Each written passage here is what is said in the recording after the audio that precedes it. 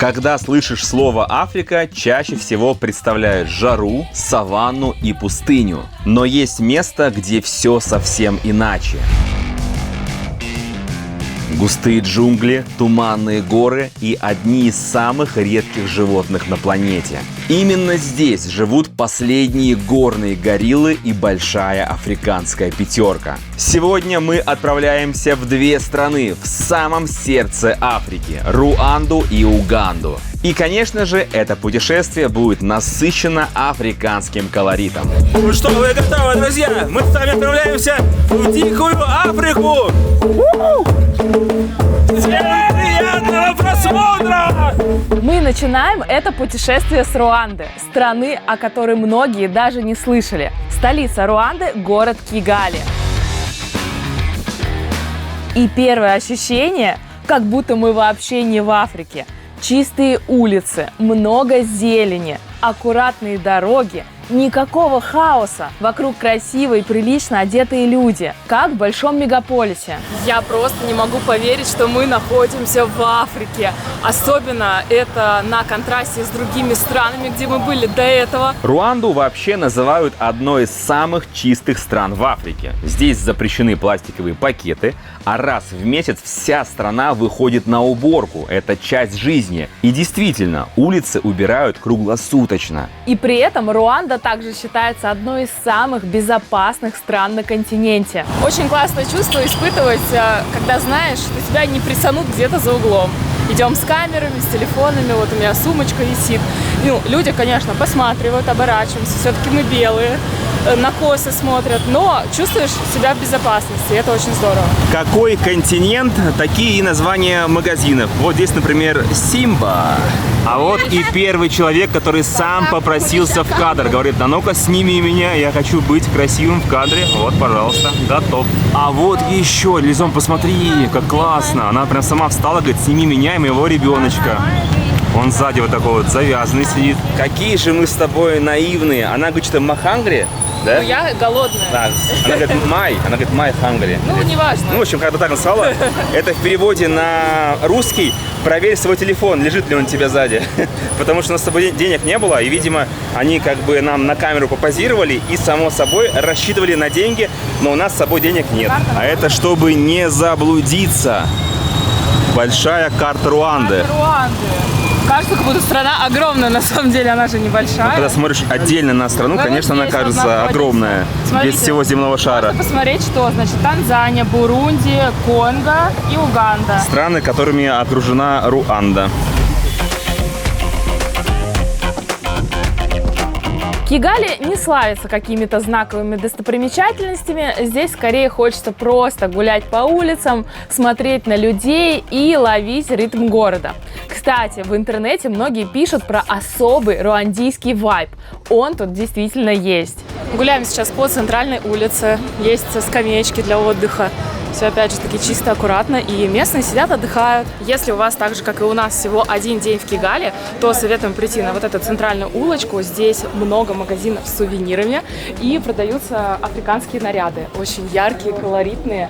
Сделаны, кстати, из хлопка, довольно-таки такого плотного, но купить где-нибудь, сфоткаться, почему нет? Очень большой выбор, на самом деле, сувениров разнообразных. Прошу обратить внимание на манекенов. Они женские, и у них очень ярко выраженные формы. Посмотрите, какие булочки, да, аппетитные сзади. То есть прям сверху такая тоненькая вся натура, а сзади увеличивается 3х сразу.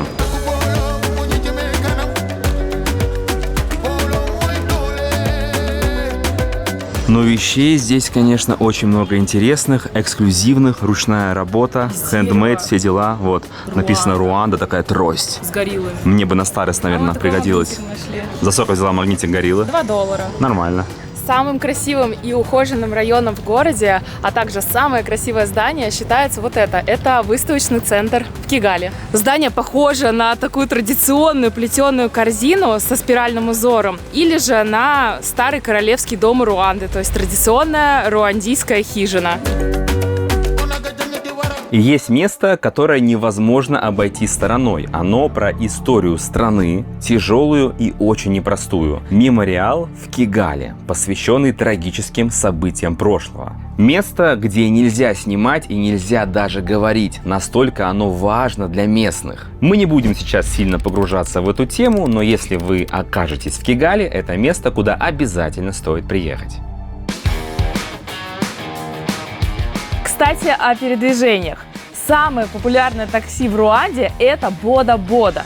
По сути, это обычный мотоцикл, который работает как городской транспорт. Ребята дежурят почти на каждом перекрестке, и это отличный и быстрый способ передвигаться по холмистым улицам и объезжать пробки. Садимся на самый популярный транспорт для передвижения по городу. Лиза отдельно, естественно, едет. Я вот здесь вот отдельно. Все. И погнали. Оба. Попросили их вместе ехать.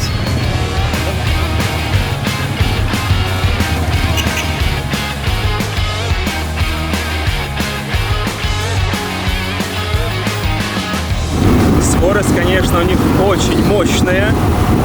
Я обычно вожу байк, и я за рулем.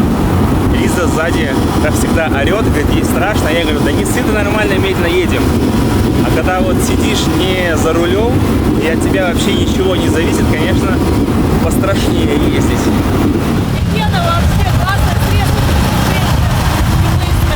Такие крутые впечатления и уже в первый день. Стоит, кстати, такая поездка недорого, $1-2. А местные пользуются таким такси постоянно, от коротких поездок по району до пересечения всего города.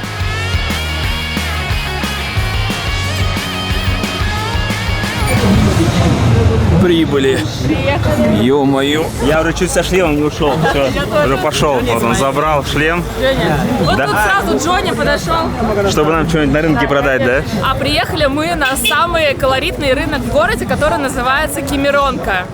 Пойдемте посмотрим, что здесь продают. Ну, здесь как и овощи, так и сувениры, вообще все есть. Вас могут встретить здесь вот такие люди, типа Джони, проводить к своему магазинчику. Ну, естественно, лучше от них сразу же в начале пути отвязываться, потому что они могут вас так на протяжении всего рынка сопровождать. Швейная зона. Прямо тут можно прикупить себе шмотки, если они вам не подходят, подгонят под вас. Здесь можно сшить себе настоящий африканский костюм. То есть у вас снимут мерки и сошьют костюм. Найс. Все улыбаются, приглашают к себе в магазин. Очень классно. Hello. Hi, you're welcome here.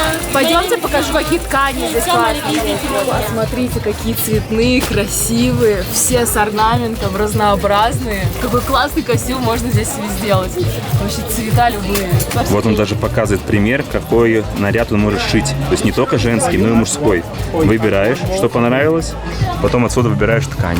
Вот такие вот необычные здесь открытки из дерева. Смотри, прям деревянные. Купили 3 штучки нашим подписчикам.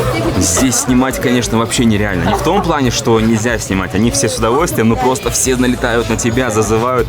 Сними мою лавочку, покажи мою лавочку. И так вот долго-долго можно ходить по этому рынку. Но в плане сувенирной продукции и ее разнообразия шикарный рынок, ребята. Вот это все ручная работа, разные статуэточки, картины, брелки. Ну и, конечно же, шикарные тяжелые картонно-деревянные открытки. Вообще нигде таких не видели. Очень много горилл, потому что именно они наша главная цель в этом путешествии.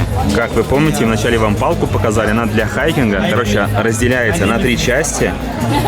Легко убирается в рюкзак. Потом, когда ты отправляешься в хайкинг, собрал ее и погнал на поиски горилл. Это мистер Банана, дизайнер. Yes, I'm a designer. Мистер Банана, дизайнер, да. Здесь вот так вот все. Ну, короче, у них у всех бешеная конкуренция. Здесь все дизайнеры, все шьют.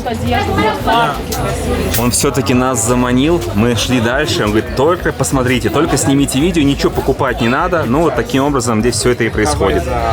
В любом случае, каждый пытается и надеется, что у него что-нибудь купят. Вот такие открытки сделаны из банановых листьев, а вокруг обшита ткань, из которой они делают костюмы. Вот этот вот мячик, например, полностью сделан из банановых отходов, да, то есть банановые листья, да, все вот так вот прессуется, и дети этими мячами играют здесь, в Африке. Прикиньте, это африканский пазл. Ну Вот да, так вот так То есть все это туда Составить все вытаскивается. страны. Это для детей идеально, да? Африку изучать. Они просто берут со своей лавки все, что угодно, все, что можно продать. Мы ничего не покупаем, купили себе только открытки. Он говорит, ну хотя бы ракушку-то возьми, ну ракушку. Он говорит, что ракушка с реки, потому что здесь Представляешь? нет моря. Вот что-то сомневаюсь, да, что такая ракушка в реке может водиться. На местном спасибо, это молокоза. Молокоза. Всё, спасибо. Спасибо, молокоза.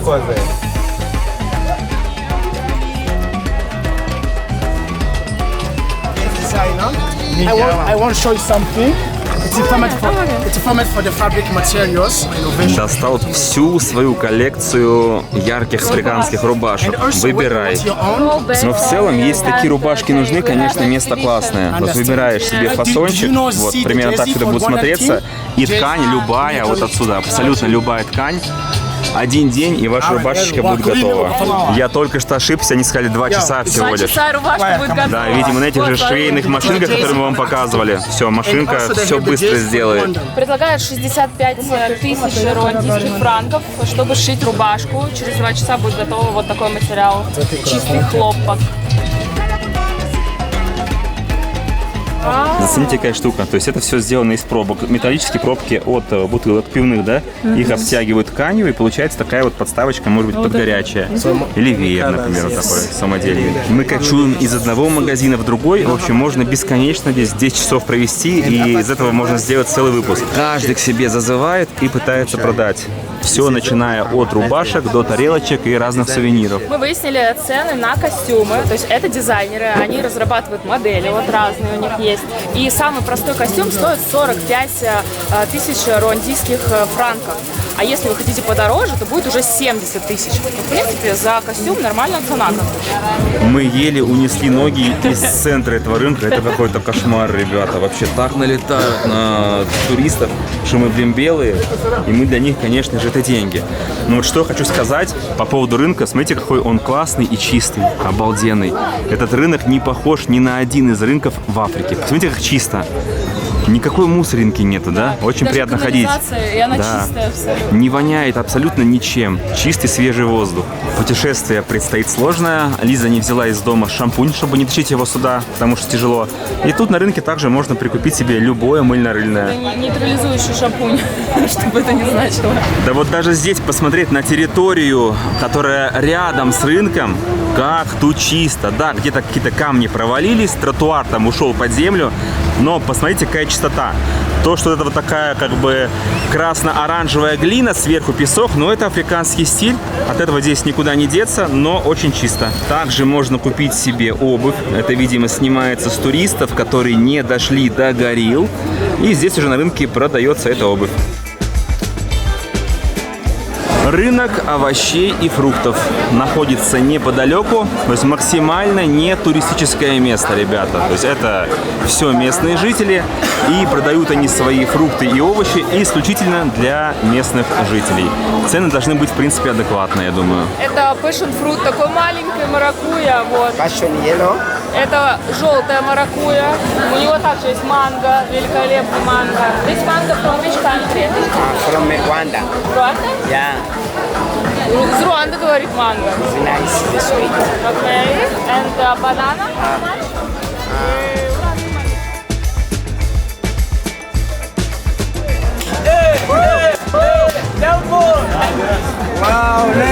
Так, ребята, за это лайк в комментариях, танцуют на рынке. Ребята заслужили лайк, да, танцуют для вас. Реально цены, конечно, на бананы и на фрукты никто не говорит. Вот такие вот гнилые бананы нам чувак дал за 500. Просто очень хочется перекусить. You know, Вот, in Iglesias, человек говорит, что мы по-испански здесь разговариваем. И вот, yeah, the Spanish, Spanish, да. Вот. И бананы, в общем, I он can предлагал be сначала за your hero, 3000. baby. I can take you the prey. Невозможно снять какой-то контент здесь, чтобы тебе Are you fighting go to Vera? We can take the breath away. Мне кажется, он заслужил банан. На. How you fight? Together. We can take the breath away.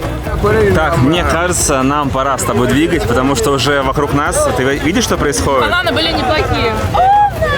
Oh, they will clean it, don't worry. Мне чем-то это напоминает, наверное, знаешь что? Бангладеш. Да.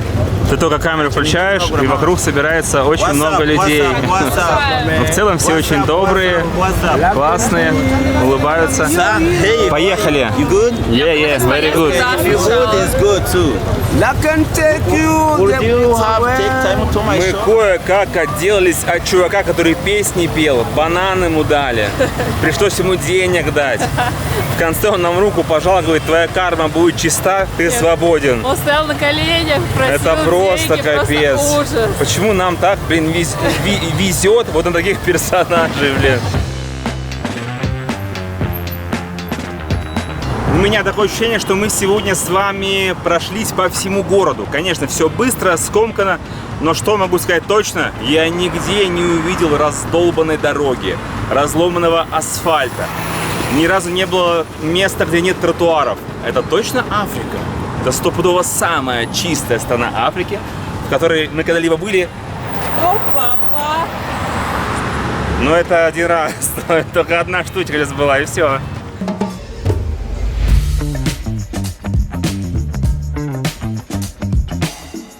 Было бы очень скучно, если бы мы просто приехали в Руанду. Поэтому мы отправляемся в большое путешествие по двум странам. Будет Руанда и Уганда. 2 недели, и путешествовать мы будем на вот таких вот джипах Toyota Land Cruiser.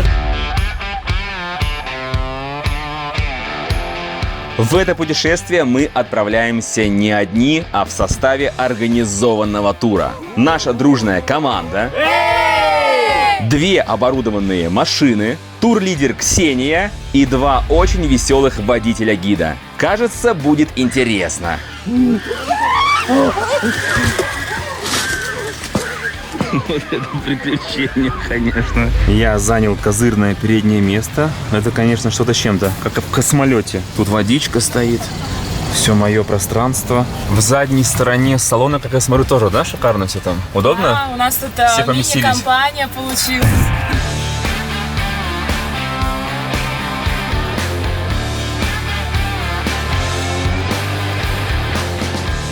Всю дорогу я ехал и смотрел, искал, когда же начнется плохая дорога. Не может быть такая хорошая дорога в Африке. Думал, в чем-то подвох. Наверное, в центре города все вылезали, чтобы туристы были в восторге, а дальше все испортится. Нет, мы весь день едем, дорога везде идеальная, уже подъезжаем к нашему лоджу.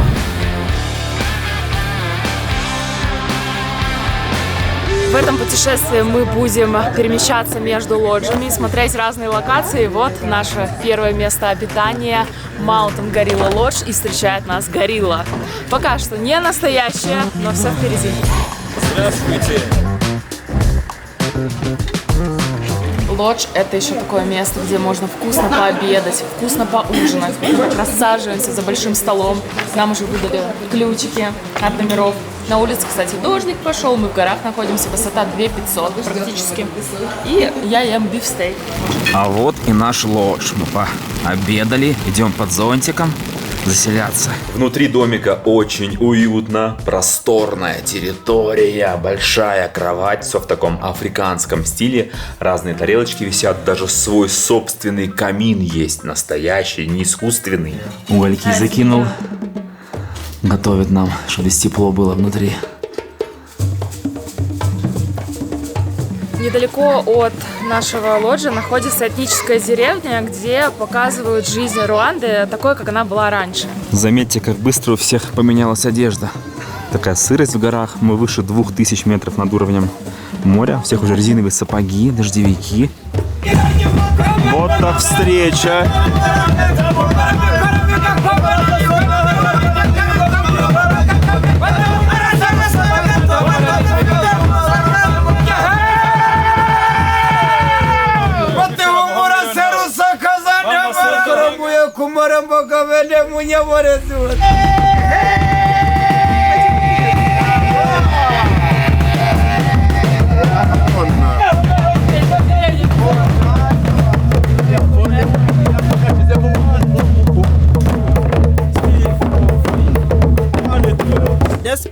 kings were used Наши бывшие короли использовали копья для войны и for обороны. war and defense. Then the hunters here Затем местные использовали эти копья во время охоты на крупных животных, таких как слоны и буйволы. ashaka kwenyama n'imiryango n'abaturanyi yari ari ku murongo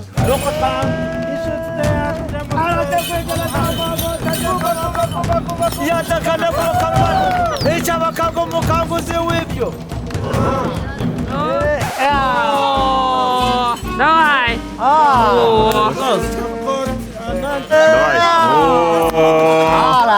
Все понятно. Прям как я.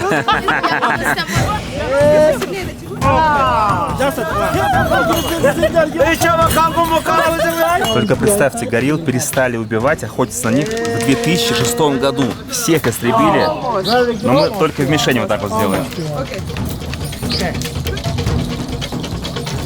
getting enough flour, we make Мы производим много муки, печем хлеб, варим каши, а также делаем натуральные дрожжи и варим банановое пиво. Раньше таким образом растирали семена и получали из этого муку для того, чтобы готовить хлеб. Yes, I will try. Для того, чтобы готовить хлеб и кашу. И если ты хорошо это делаешь, тебя возьмут замуж. Вот так вот. А еще растирали бананы и из него готовили пиво. normally it's a На самом wine. деле это больше похоже на вино, чем на пиво. Yeah, we have Dr. У нас есть доктор Леонард. Послушайте про традиционную медицину, прежде чем отправиться в больницу и пить таблетки. Нужно главное знать, какая болезнь, какая трава, и приговаривать гума, гума, гума, гума, гума. Это Виагра. ya Viagra for me This was used to show the king's courtyard. Это сооружение использовалось как королевский двор. Красная сторона справа – это вход во дворец. Белый цвет – выход из дворца. umwami n'abagabo imana n'abantu tubakiranye ubwo n'urugwiro mfite z'u Rwanda rero. Встречайте, король и королева этой деревни. В таком наряде самое то гориллам идти. Я не знаю, что они там задумали. Короче, жену увезли в ту сторону. Говорят, мне стоять в каком-то доме, непонятно. Здесь никого нет. И типа у нас сейчас будет свадьба. Ну, стою, жду. Не знаю, чего ожидать даже.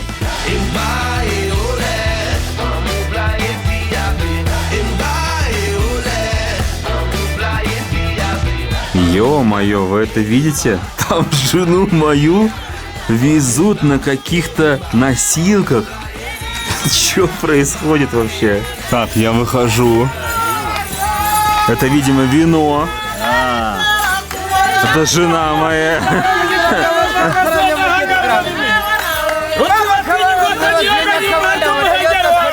Я, кстати, предложил, что я готов отдать 30 коров за нее. Они согласились. Я твоя невеста! Привет, жена! Вот это шоу они тут устроили. Тут тоже, видимо, винчик красный, а может быть белый. Тебе нормально 30 коров хватит? Да? А, туда? Туда? Я иду. Сейчас брачная ночь будет. А, давай, вставай, все, пойдем развлекаться, все. Счастливо, мы пошли. Принимаем подарки. Это, видимо, так и было. Вино, вино. Будем отмечать всю ночь. Спасибочки, спасибочки, держи. Bye-bye, thank you. А, close, yeah, закрывай, все, закрывай. Фу. Была жаркая ночь. Мы там... Доброе утро. Как тебе понравилось? О, да! Первая ночь понравилась? Можете нас поздравить в комментариях. Мы теперь муж и жена. В этой деревне все очень быстро сбывается. Видите, жена вот муку показывала, как умеет делать. А та девушка, которая умеет все это делать, она очень быстро выходит замуж. Вот, моментально все произошло.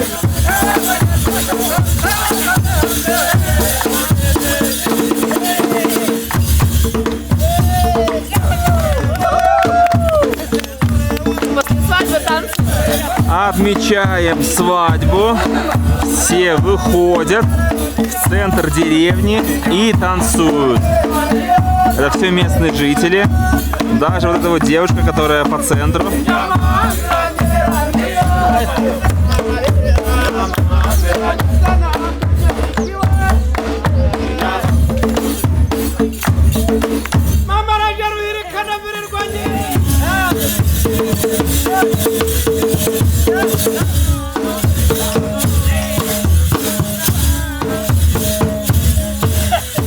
Так, что происходит здесь? Сейчас будут дикие танцы.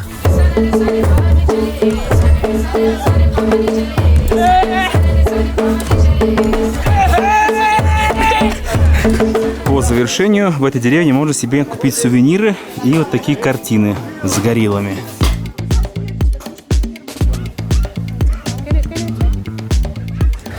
В начале нашего путешествия все такое цивильное было. Здесь уже такое немножко чувствуется, что люди бедные. Уже одежда такая попроще. Но в целом все на камеру реагируют нормально. Все классные. Вот тоже вам покажу так мельком такой перекресток. Это вот здесь сейчас деревня была, где мы снимали. Вот, пожалуйста, местная жизнь. Все без наигранности. Но не сказал бы, что супер бедно. Нормально. Это не Эфиопия.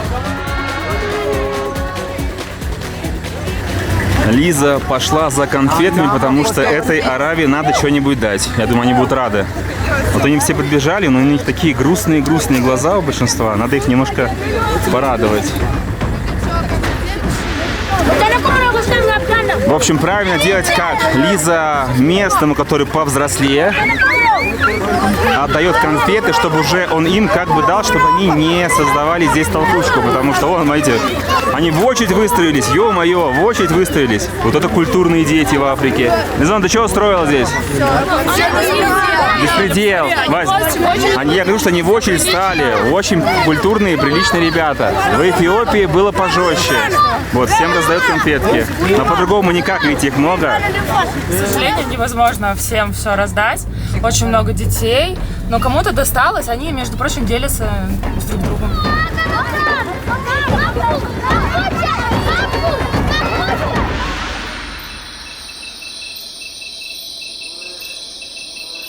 Мы ложимся спать. Я абсолютно голый, запрыгиваю в холодную кровать. И сначала испугался. Достаю, думаю, что это такое? А это грелка. То есть туда наливается горячая вода, вот такая штука резиновая. Туда кладешь так ее поближе к попочке. До завтра.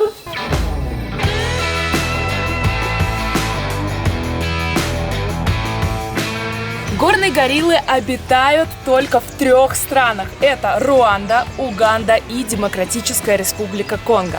Мы будем смотреть горилл со стороны Уганды. Сейчас, напоминаю, мы находимся в Руанде, и сегодня, к сожалению, горилл мы опять не увидим. Но зато мы отправляемся в лес на поиски золотых обезьян. Это единственные обезьянки, приматы, которые живут в Африке. Вот это сервис. Здесь такое распределение, очень много людей, много автомобилей и абсолютно бесплатный кофе, капучино, американо, латте, все, что хочешь. Ваше здоровье. Обратите внимание, вот так одеты нормальные, подготовленные европейские люди. У них ботинки, сверху такие гамаши, все прикрыто, чтобы ноги не намочить и чтобы не заползли муравьи. А вот так вот выглядят гопники из Девяткина, потому что мы максимально не подготовились. У нас просто все заправлено в носки.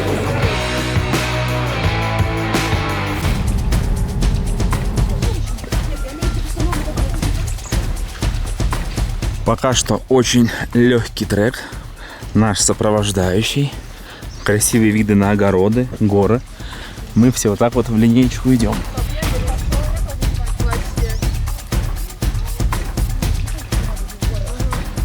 Но это было очень легко. Короче, мы идем минут, наверное, 10, и уже обезьяны сидят.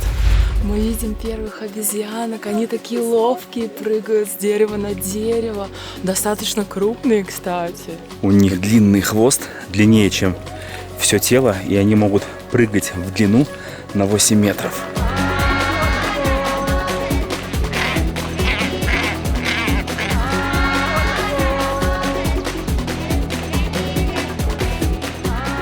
Для того, чтобы подойти поближе к обезьянам, нам выдают вот такие маски. И у нас есть ровно 1 час. Мы можем подходить близко достаточно, снимать их. Кстати, очень много обезьян. Они все прыгают, бегают там по лесу, резвятся, фрукты едят. Но 59% рациона – это бамбук.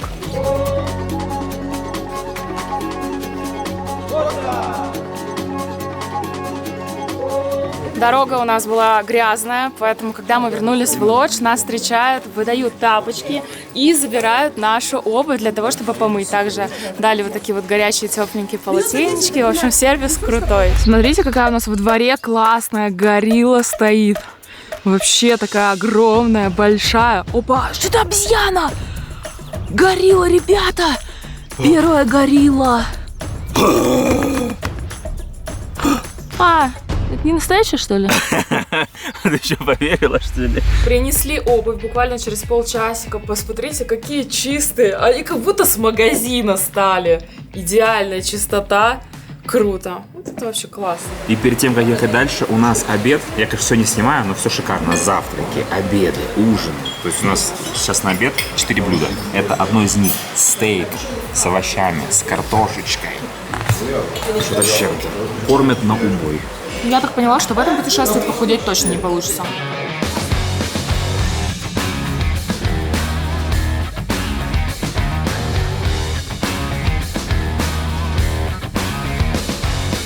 Двигаемся дальше и сейчас находимся на границе между Руандой и Угандой. На этом у нас Руанда заканчивается, и вон там сейчас начнется Уганда. И там как раз таки будут гориллы. И вот таким образом мы ждем, пока вся наша группа там поставит свои штампы, льет дождь. И местные менялы нас уже, как видите, оприходовали и притеснили. Мы не можем даже выйти все. Зато я у него все купюры посмотрела уже. Горилла. 50 тысяч, $15. Бычок. Кау. 5 тысяч. Красиво. Еще 2000 покажет. Вот так. Дори.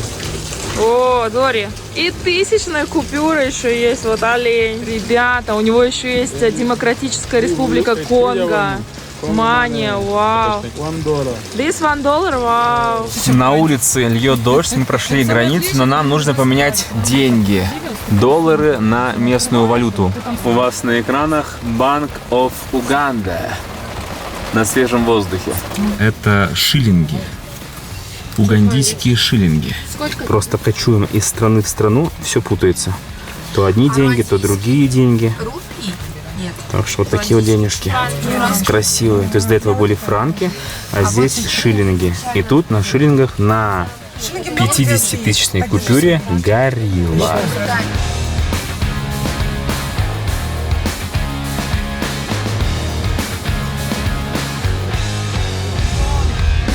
Так, добро пожаловать в Уганду. Вешаем вот так вот веревочки. Все вот так вот, сумка при себе. А первая остановочка у нас неспроста в магазине, потому что здесь продается тот самый сидр.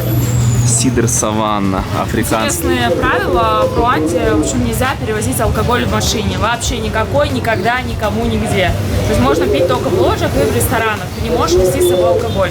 Поэтому в Уганде все разрешено. Гуляем. Уганда такая более трушная получается. Более трудно, да. Магазин выглядит примерно вот таким образом. Здесь такой сидит мужчина за своим столом в большом кресле. Только сразу видно уже, страна не Руанда, победнее. Как видите, лафа с асфальтом закончилась. Все, его здесь нет. Только земля и ямы.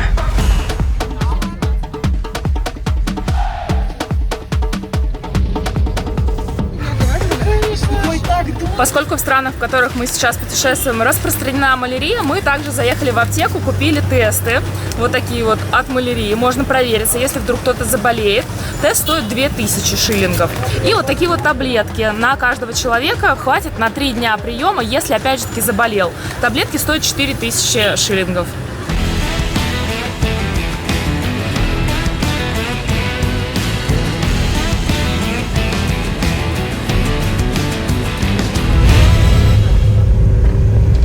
Дорога была не из легких, но мы приехали и заселились в шикарнейший лодж, чтобы завтра отправиться к гориллам.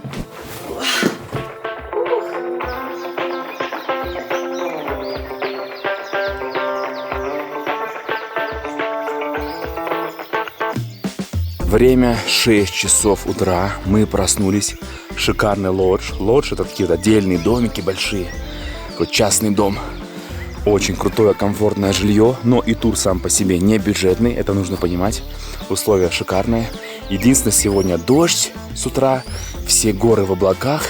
И мы с вами отправляемся на поиски горилл. То, ради чего мы сюда и прилетели.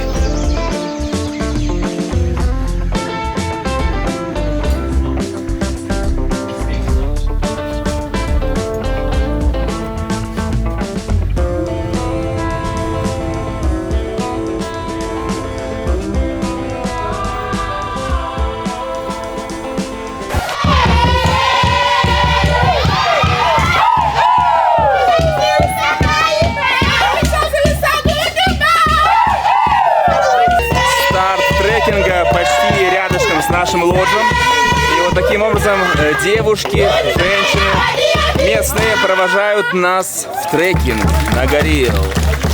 Для того, чтобы посмотреть на горилл со стороны Уганды, нужно разрешение. Ну, так же, как и из других стран.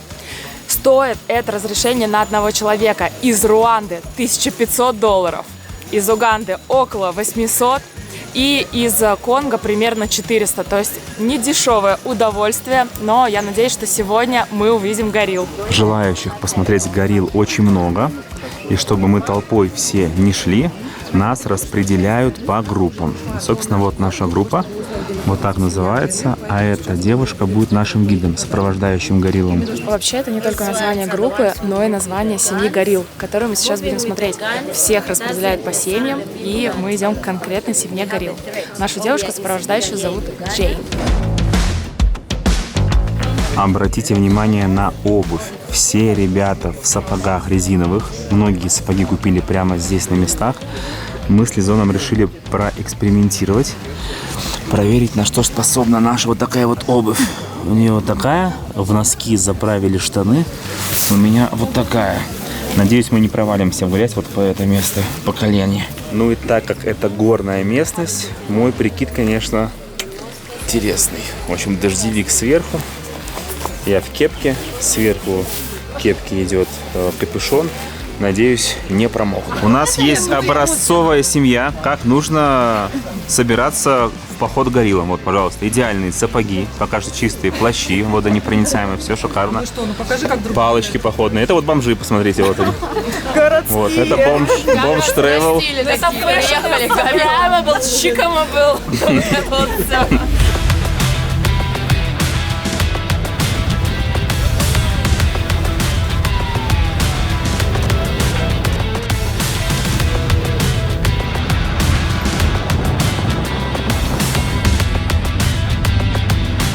Мы еще немножко проехали, минут 20, наверное, забрались выше в горы, в деревню. Полное погружение в атмосферу. Вот вся наша команда, все собираются, берут оборудование необходимое. Вот наши водители прекрасные. Здесь ребята местные тоже собираются, смотрят на туристов. Гума, гума, гума! А вот, знакомьтесь, наша охрана с автоматами.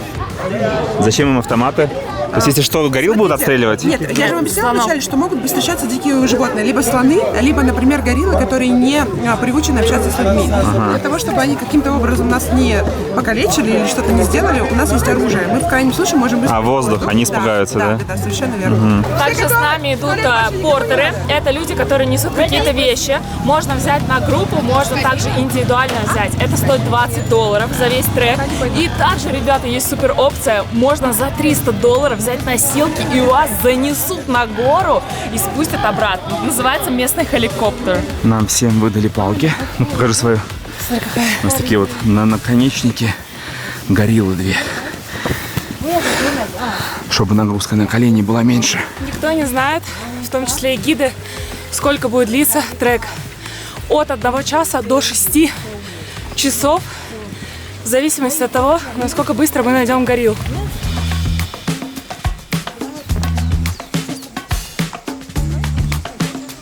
Кто-то в поход идет, Кто-то колеса гоняет по горе. Так, ну что, идем мы уже полчасика, нормально, да? Подъемчик такой нормальный. Гориллы живут в потрясающе красивом месте, в горах. Вулканы. Мы сейчас находимся на высоте около 2100 метров. Очень красиво. И поднимаемся еще выше. И непонятно, когда мы видим горилл. Через час, через 2, через 3. Может быть, вообще не увидим. Ну, для протокола мы еще даже не зашли в парк, где гориллы живут. Мы просто идем по дороге.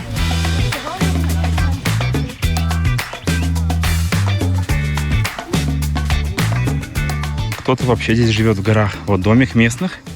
И женщина хворост спускает туда вниз, чтобы готовить. Let's go, let's go, let's go. Let's go, гориллы ждут. Быстрее. Топаем по грязи.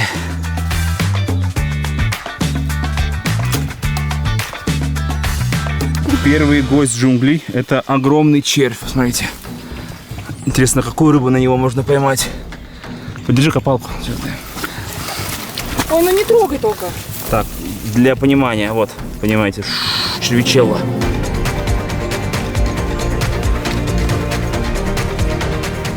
О, вот оно, смотрите.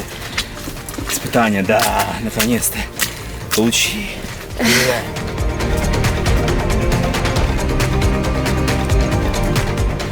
Этот трек не похож ни на какой другой, в котором мы уже были за время наших путешествий.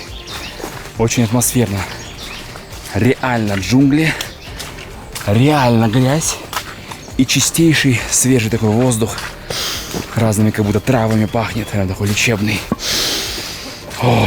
Но вот это уже я понимаю, начался действительно подъем по джунглям. Все, слева, справа густая зелень, снизу такая земля, размытая дождем, грязища, дождик капает, и мы шагаем в дождевиках.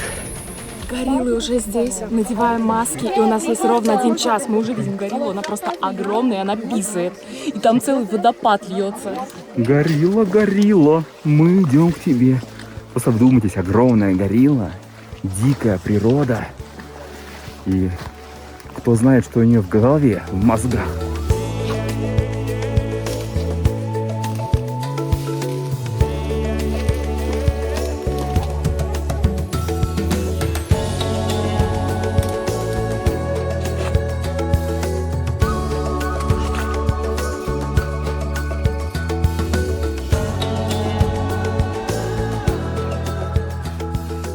Так, рассказываю вам, как все происходит. То есть мы здесь аккуратненько стоим, громко разговаривать нельзя.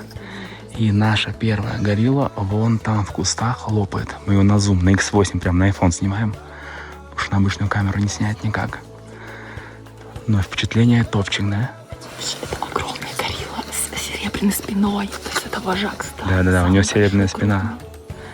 Если бы мы одни были в лесу, и он бы нам попался на пути, я бы обделался здесь, наверное.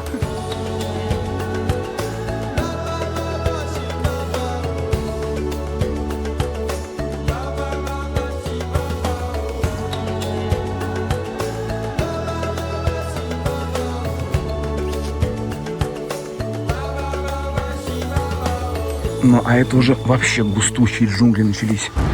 Там человек с мачете вперед проходит, прорубает нам путь, где все успело уже зарасти. Идем смотреть следующих горилл, потому что здесь их живет целая семья.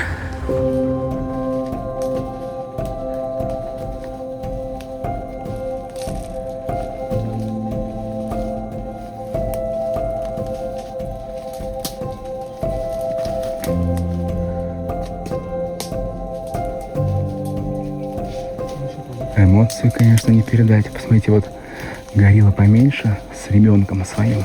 А вон еще одна. Походу мама, папа и ребенок. И мы прям здесь рядышком наблюдаем все это.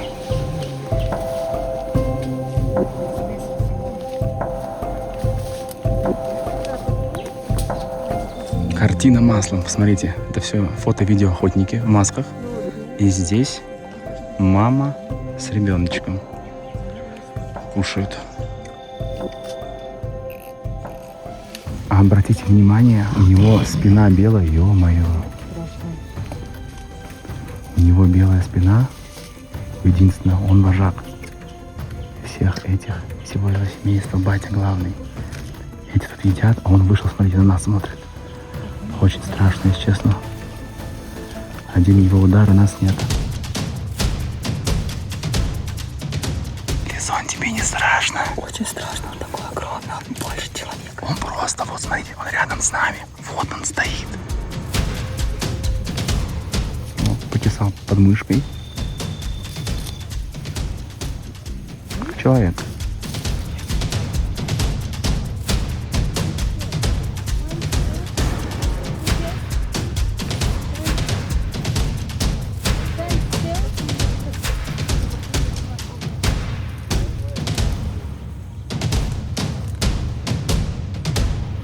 Еще вам общий кадр для атмосферы. Смотрите, прямо по кадру мама, малыш, сзади вон там батя сидит, за батей там еще одна горилла. Тут все ребята вот так вот стоят аккуратненько, фотографируют, снимают. Нам прорубили дорогу, вон там еще одна горилла сидит. Вот так вот. Очень крутые эмоции.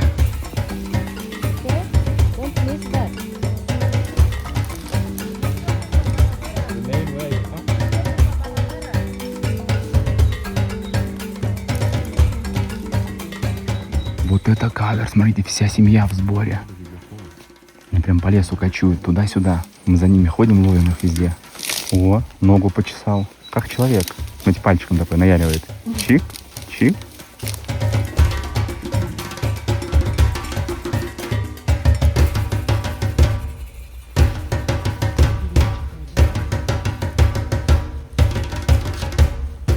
Одна из самых крутых экспедиций, в которой мы когда-либо были, это 100%. Вот это самый классный момент, смотрите. Мы стоим, и они прям проходят перед нами. Ё-моё.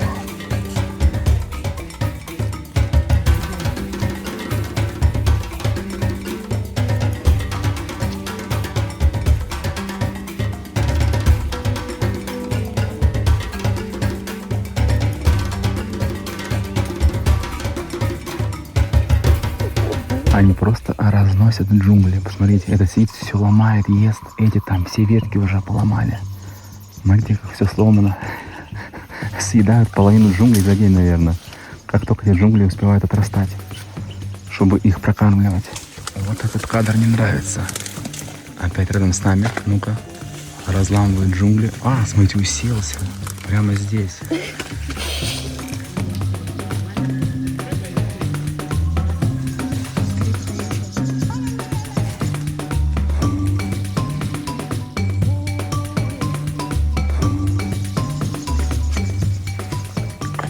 Прямо рядышком идет. И встал. Офигеть.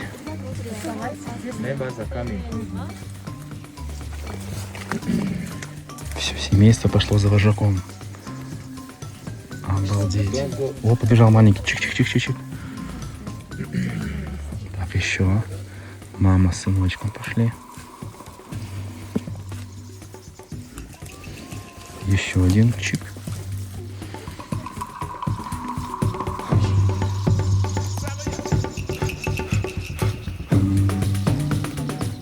Еще один уникальный кадр.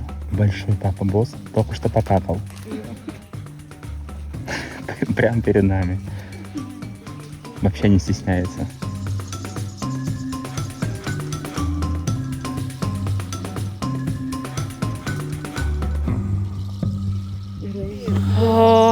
Обалдеть. Это было просто нереально. Не Гориллы поддается очень объяснению. близко, они ходят рядом с тобой.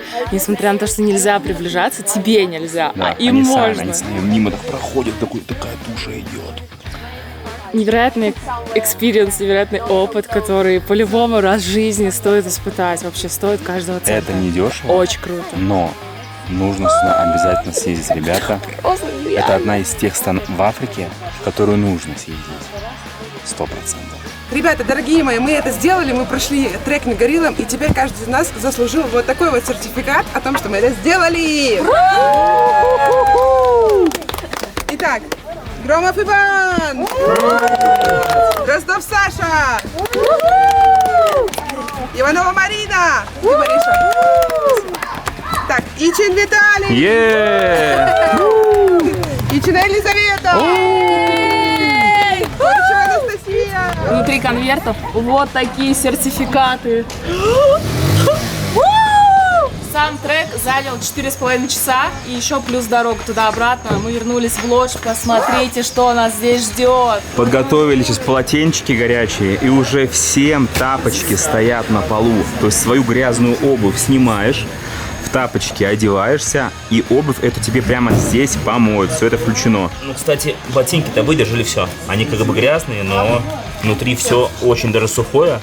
И даже не пришлось нам переживать, что мы не взяли сапоги резиновые, как ребята. Вот. Сейчас все помоется, как белый человек из Девяткина. Вот так вот. Залезаешь. А смотри, еще что влезал, смотри. Оп. Полотенчика. Руки вытереть. Мне прям так вот вертится на языке сказать, знаете, это вам не Эфиопия. Просто я все сравню с этой Эфиопией. Ну, это небо и земля. Еще и сок разливают. Thank you.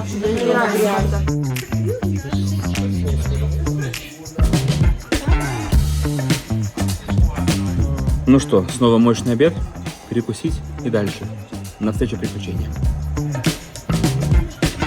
После обеда всю обувь начистили. Как новые опять. Посмотрите на это. А? Надеваем и идем в гости к пигмеям. Глупил дождь. Вообще какой-то дичайший.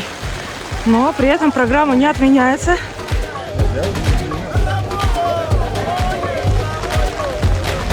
Это капец, ребята. Там лютый ливень херачит беспощадно. И мы в доме у местных. Пигмеи – это одни из последних коренных жителей экваториальных лесов Центральной Африки. В 1991 году их жизнь резко изменилась. Ради защиты горных горилл власти создали природоохранные территории и национальные парки. В результате многие общины пигмеев были вынуждены покинуть лес, где они жили веками, и переселиться на окраины. Теперь им приходится приспосабливаться к совершенно другому образу жизни. Яркие представители народности пигмеи, ребята, вот, то есть муж и жена очень маленького роста они, если сравнить, да, опять же.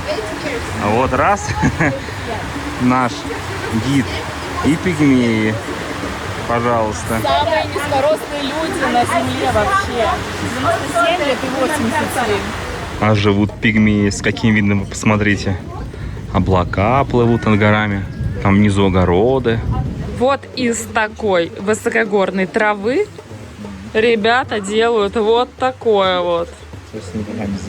Руками сплести траву. Вот так. В итоге из-за дождя мы просто все залезли вот в этот маленький деревянный домик. Гениальная идея. Они в деревянном доме, на деревянном полу. То есть все из дерева. Вот.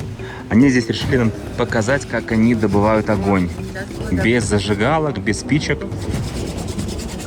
Как в лесу это делали? Да, как они это в лесу делали раньше. Дымок пошел.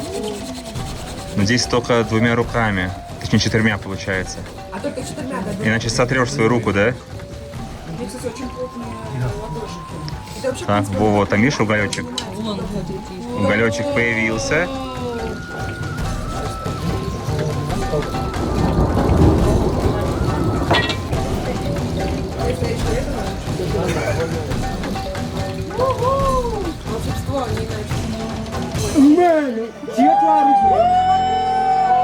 Давай, давай, давай! О!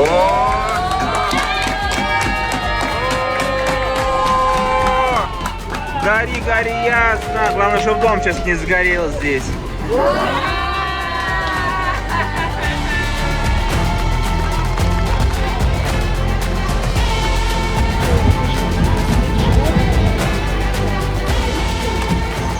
Ну и в завершение такое небольшое шоу от ребят.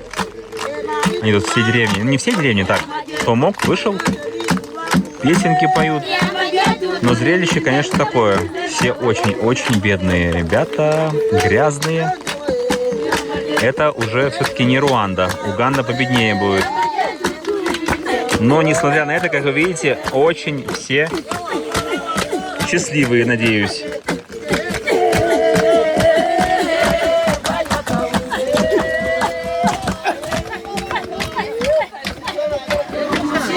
Елизавета там набрала целый мешок каких-то сладостей, всем раздает.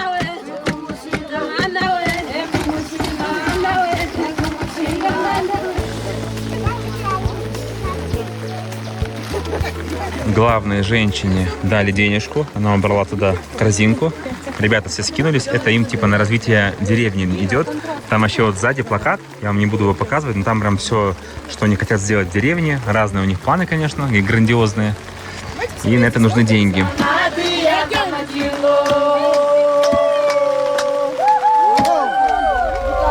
Вот это попадос. Раннее утро, мы едем дальше по маршруту.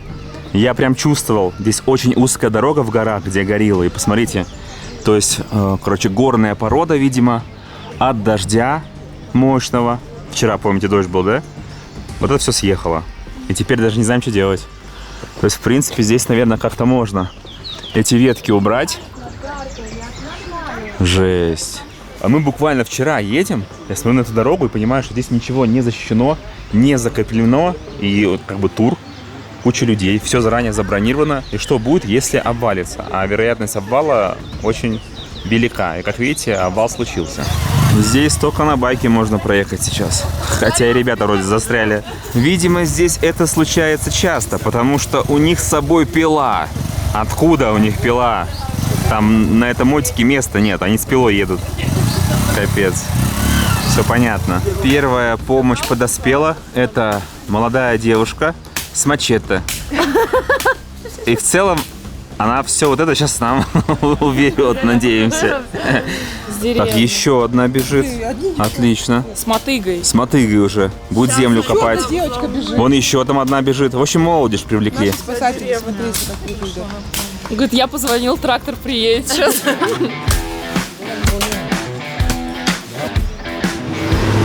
Е-бой, промчались.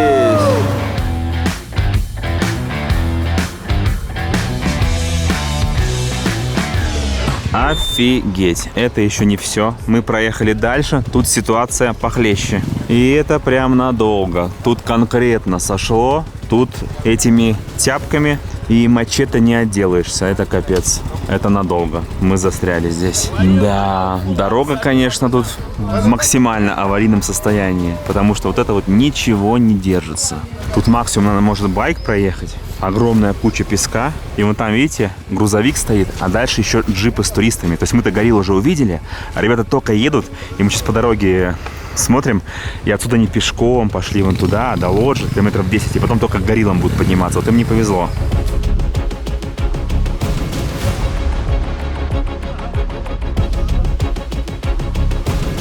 Народу становится все больше и больше. Даже вот животные появились. Коровы пытаются перейти завал. И у них это отлично получается. Может, надо было путешествовать на коровах? Мы бы тогда не застряли. Прошло уже 2 часа. Никакой трактор не приехал. Короче, ребята из деревни собрались. И все это вручную разбирают. Дорога полностью расчищена. Но ребята устроили африканский бизнес. Они вот так стали с этими мотыгами, лопатами. И, видимо, требуют деньги. Наши водители пошли договариваться с ними. Сейчас КамАЗ поедет и всех здесь расфигачит. Все стоят, переживают. Что же будет дальше? На самом деле серьезный замес какой-то начался. Там они на своем языке разговаривают. Но бабки требуют.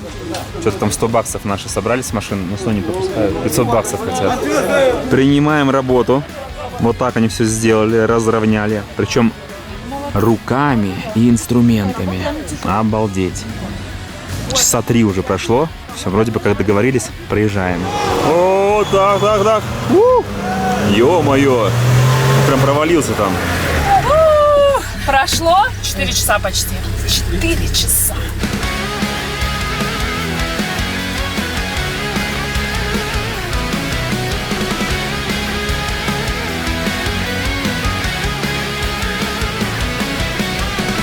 Под вечер мы добрались до парка Королевы Елизаветы. Это национальный парк, очень красиво. Мы спустились в горы.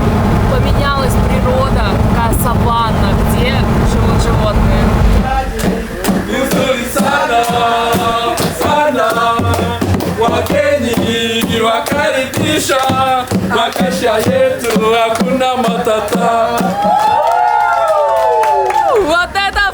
Короче, приехали в Лодж прямо в центре парка. Невероятное количество животных видели по дороге, но это все завтра. В ночи мы заселяемся в Лодж.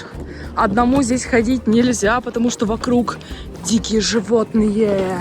Почему мы все время где-то в самом конце живем? Да, вот так. Здесь вообще опасненько выходить, вокруг дикая природа и просто дичь. Ребят, там кто-то ходит в ночи. Who is that? Гиппопотам самый опасный, серьезно? Вот. Вам видно где? Офигеть.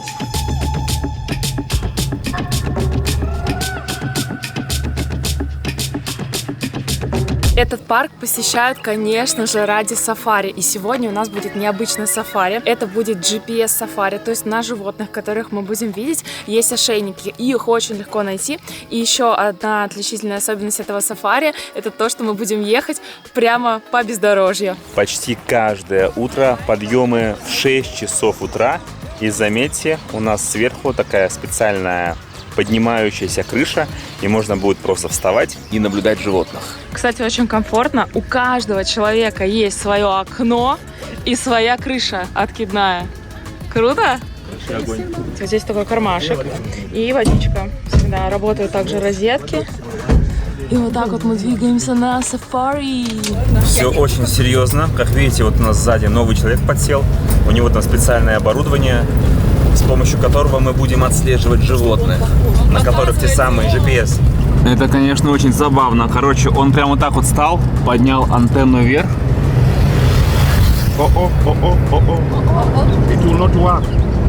О-о-о-о. Это, видимо, гепард, ребята. О-о-о-о.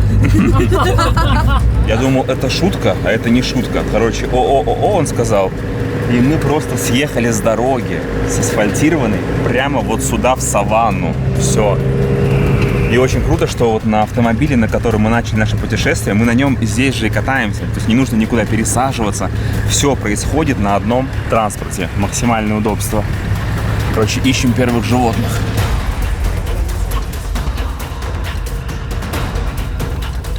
Он сейчас разговаривает с водителем и говорит, куда ехать.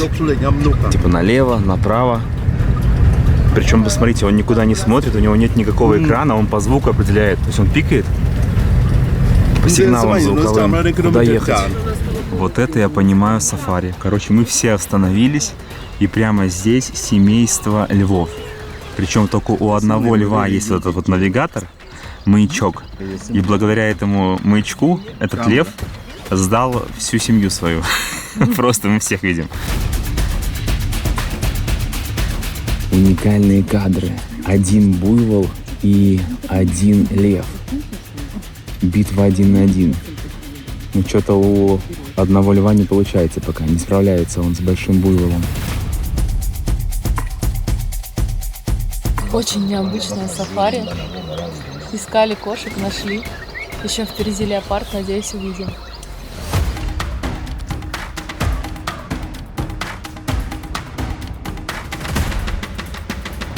Следующий экспонат – это леопард.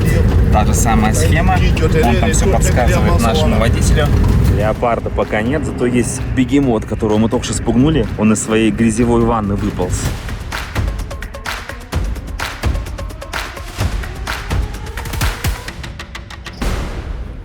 А вот и он, леопард. Красавец или красавица, такая пятнистая, холеная. Сразу видно, правильно питается какими-то правильными животными.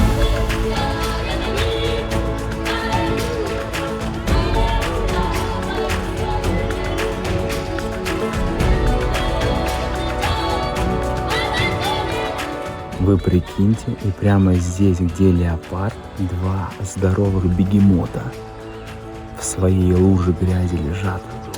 Интересно, они могут напасть на леопарда, как вы думаете?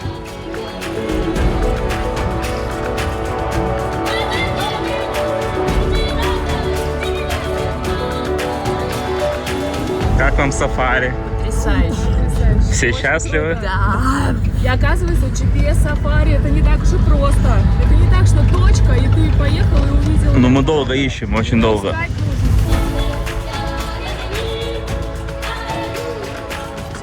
Для полного погружения, как это происходит. Вот так все высовываются. Вон там автомобиль.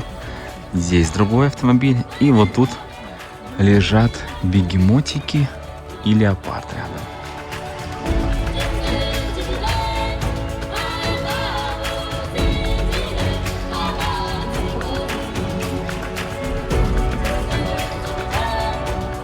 Когда он в воде находится, такой огромный, а когда выползает, смотрите, у него ножки как у свинки, такие маленькие. Поросенок такой.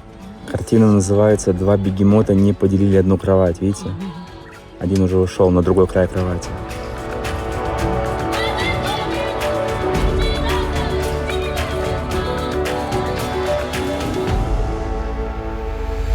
Перекусываем мы сегодня национальным блюдом Уганды. Которая называется Rolex. Ну, конечно, это не часы, это вот такая вот штука. Давайте посмотрим, как это блюдо готовится.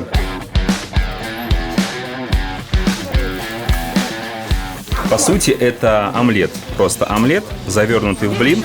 Называется Rolex. Почему? Потому что roll eggs. То есть яйца в рулете, понимаете?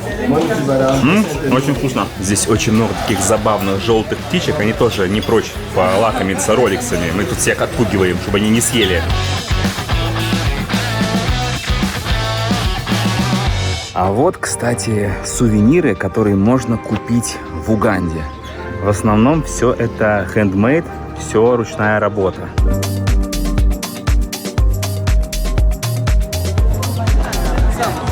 Я так понимаю, сейчас будет не менее интересная часть. То есть у нас было сафари по земле. Мы увидели классных животных, короли саванны, джунглей. А сейчас мы на берегу реки, и у нас будет водное сафари. И должно быть тоже очень интересно. Атмосфера классная, такое все аутентичное, вообще обалденно. Рыбаки сети расплетают, кто-то отправляется на рыбалку, а мы отправляемся смотреть животных. Там еще какой-то рынок местный, рыбу продают.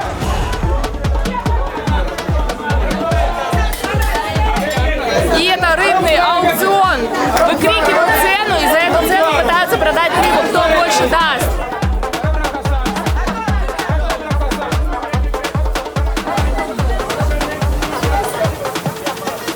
Загружаемся на скоростную лодочку. Итак, нам пообещали, что сейчас будет огромное разнообразие животных, но самая главная фишка этого места – это большая популяция, чуть ли не самая большая в мире, бегемотов. Ребята, будем смотреть сейчас бегемотов.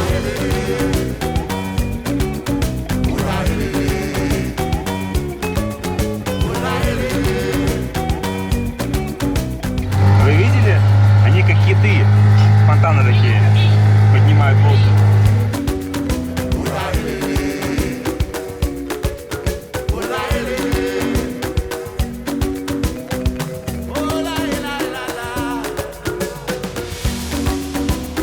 У вас на экранах африканские спа-процедуры. Бегемоты вместе с буйволами вот так вот на берегу откисают. Вам, наверное, тоже интересно, почему буйволы и бегемоты вместе не воюют. Потому что им незачем воевать. Они вот так вот вместе живут. Еды всем хватает. Они все травоядные, они все травой питаются.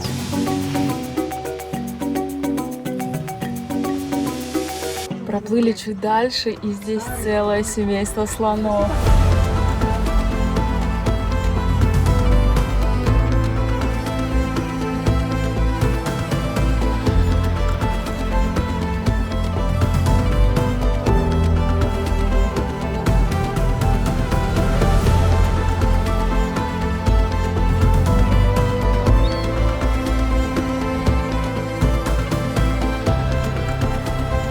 Ну и финалочка. Крокодил. Он тоже отлично уживается с семейством бегемотов.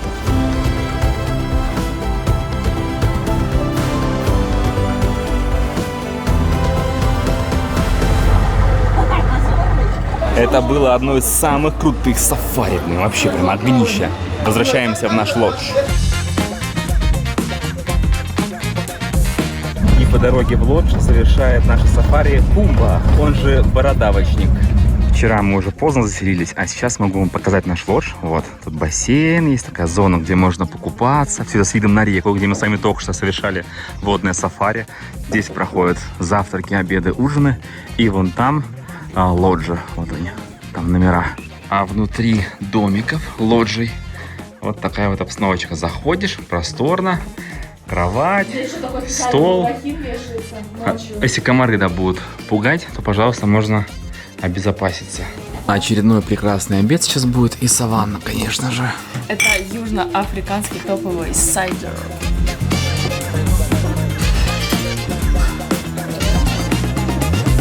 Вечером в лагере не холодно, но при этом можно посидеть у костра. Мы тут первые прибежали, вся группа еще на ужине. Сорвали нас с костра и говорят: гиппопотам пришел, пошли смотреть. Вот так просто фонариком светят на него.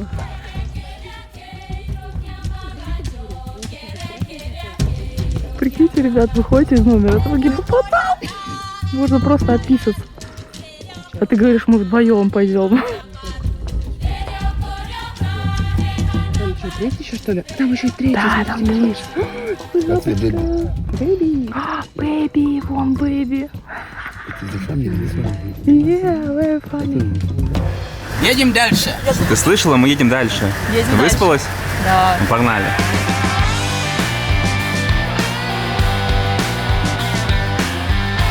Середина нашего путешествия, и как символично, что мы сегодня пересекаем экватор. Мы едем с южной части Уганды на северную. А так как мы на экваторе, здесь разные полюса получается. Если воду наливаешь, то она, в зависимости от того, с какой стороны ты стоишь, будет крутиться в соответствующую сторону. Здесь показано даже. Да, вот здесь, по идее, она должна будет крутиться направо. Проверим. Это, смотри, она ее стабилизировала сейчас. Да, пишите в комментариях, разводняк это или нет сразу же. Так, ну вот, то есть воронка Вот, смотрите, пошла. да, листок двигается в правую И, соответственно, да, в правую сторону по часовой стрелке у нас здесь все закручивается. На Северном полюсе. Да, и давайте я вам покажу, чтобы понятно было. Вот, то есть полоса, мы вот здесь вот с правой стороны сейчас стоим. И крутится по часовой стрелке в правую сторону. Попросили мы сейчас эту женщину, а давайте эту же штуку вот возьмем, да, вот это вот, и вон туда отнесем. Она говорит, нет, пойдемте, говорит, вон туда, разницы никакой нет. Там уже другая контора стоит, ну, короче, попахивает разводником. Здесь, как вы видите, такая же штука стоит похожая, но уже нарисована стрелка, что она будет влево двигаться. Ну, как бы уже заранее все спланировано. Ну, да, заранее все спланировано. Чудо! То есть там был северный полюс, а здесь южный, и, как видите, она крутится уже, да, в левую сторону против часовой стрелки.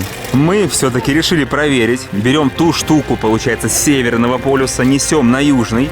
И здесь как бы стрелка, то есть будет изначально нам показывать, что все будет по часовой стрелке в правую сторону. Мы хотим убедиться, что это не развод. То есть здесь стрелка в правую сторону, а должна сейчас все крутиться в левую сторону.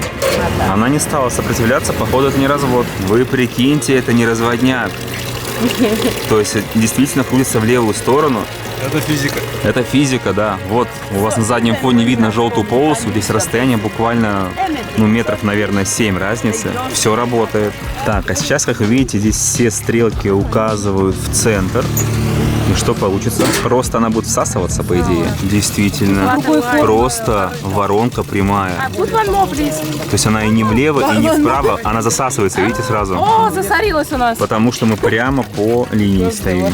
Закрепляем результат. И видите, оп, листик засосало сразу. То есть он не крутится по спирали ни влево, ни вправо. Так, просто прямо. Не всю дорогу, конечно, удается вам передать, но всегда мы в пути, каждый день куда-то едем. И вот бывает и такое, видите, грязь началась, включается полный привод. Ребята вон там разгоняют местных, потому что нам нужна скорость. Там кто-то что-то бананы какие-то везет. То есть вот такие вот приключения. И все это дикая Уганда. Какие-то деревни высоко в горах. Вот так вот каждый день.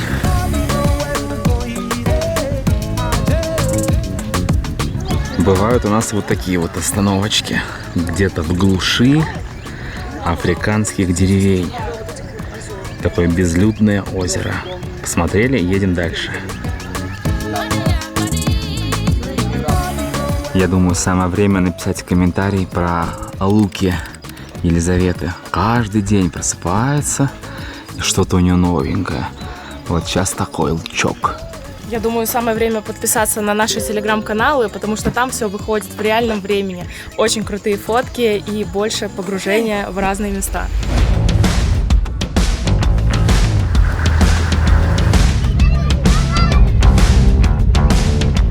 Бананчик. бананчики предлагают по дороге. Такие сочные, яркие. А там еще картошечка продается, вот видите, в тазиках лежит подготовленная. Банана! В России сейчас такие бананы запрещены. К сожалению, маленькие корнишоны не катят, только большие продаются. Кстати, очень вкусные.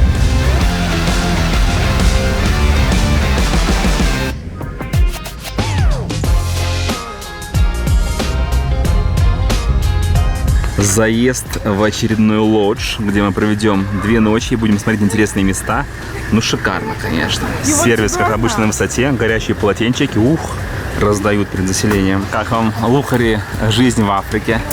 Заезжаешь в такой прекрасный лодж, тебе дают салфеточку горячую, чтобы ты вытер свои беленькие ручки. Это, наверное, одна из самых лучших организаций в Африке, да? И одни из самых лучших лоджий в стране. Мы живем с красивым видом на озеро, очень супер.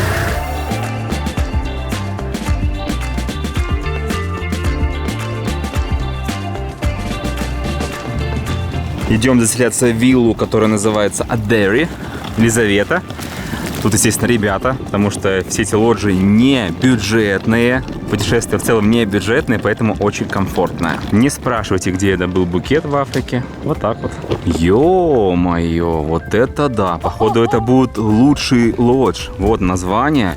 И вот этот дом весь наш. Своя собственная терраса с видом на озеро. Внутри дома очень уютно, африканский стиль. Такие вот высокие потолки. Получается гостиная, совмещенная со спальней, рабочее место есть. И душевая с туалетом. Халатики приготовлены. Вот сам туалет. Значит, здесь большое зеркало, раковина, ну и сам душ. И, конечно же, здесь шикарный обед. Думаю, ужин тоже такой же будет. Огромный стол. Мы все жиреем и жиреем. Перед Девяткино. Идем по территории лоджа и глазам своим не верим. Неужели такое возможно в Африке? Прикиньте, а такое возможно. Да здесь даже бассейн имеется с видом на озеро.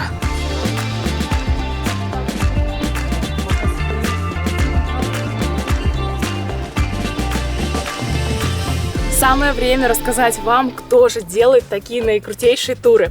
Компания называется Doctor Travel, и это крупнейший официальный русскоязычный туроператор в Африке. Ребята делают индивидуальные туры, сафари, есть различные бизнес-туры, свадьбы даже проводят. С ними можно отправиться в экспедицию, в уже организованный тур, и не только по Африке, кстати, но и по Южной Америке. И от нас, кто придет, ребята, будет скидка $100. Хотя я считаю, что такое путешествие стоит каждого $1, и вам даже скидка не нужна. Мы очень довольны, это просто топище.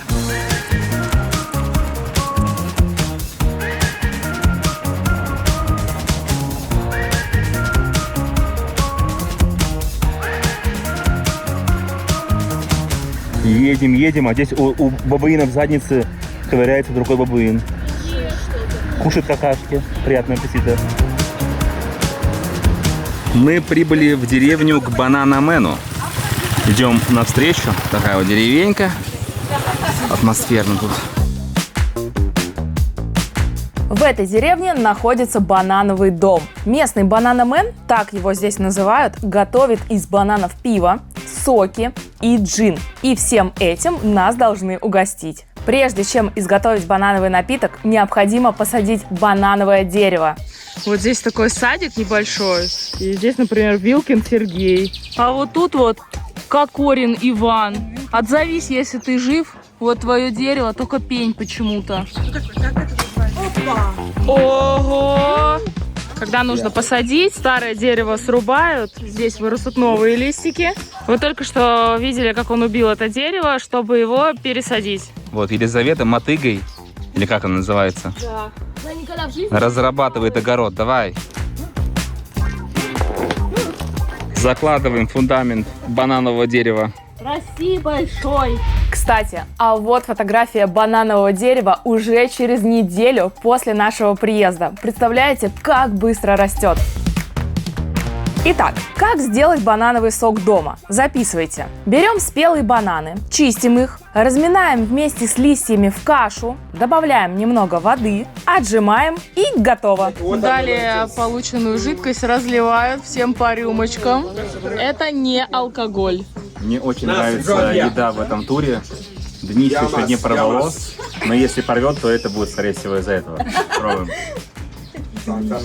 Кстати, вкусно. Просто банановый сок. А вот чтобы получилось пиво, вся эта каша должна хорошенько забродить. Дальше идет банановое пиво от 5 градусов. Пробуем. О, прекрасно. Как пивасик, да? Банановый пивасик. Сразу обеззаразилось, что мы до этого выпили. Для приготовления бананового джина вам нужно будет развести костер и поставить сверху здоровенную бочку с трубками. И получится что-то типа самогонного аппарата. Следующий напиток джин 40-градусный. Даже не знаю, ладно. А, кстати, нормально. Я думал, плохо будет, да. Он такой фруктовый, легкий. Что она действительно тяжелая.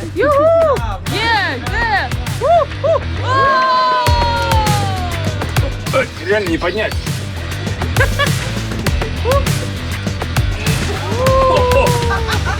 Ого!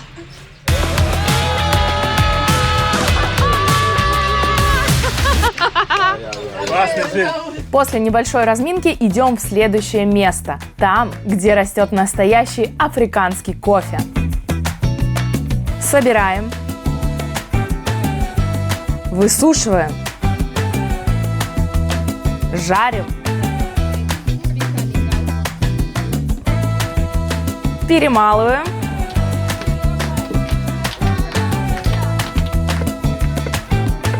Варим и разливаем по стаканам. Так, кофе готов. Все на глазах у нас происходило. Это не американо, это африкано-угандана.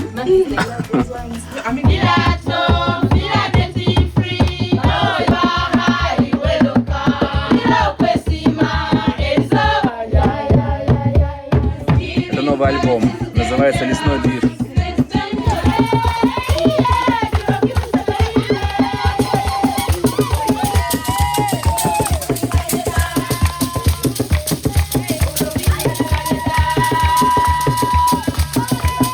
Такая атмосфера здесь крутая, как раньше у нас во дворах.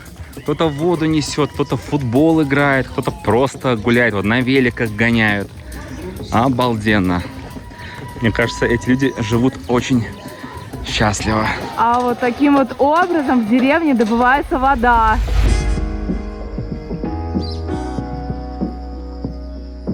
Самая классная часть путешествия – это ежедневные вечера, ужины. Каждый раз новые места, всегда с винишком. Вот такие вот столы примерно. Ждем, пока все ребята сейчас придут тоже. Как обычно, все вкусно. Тут уже огни горят и винишко.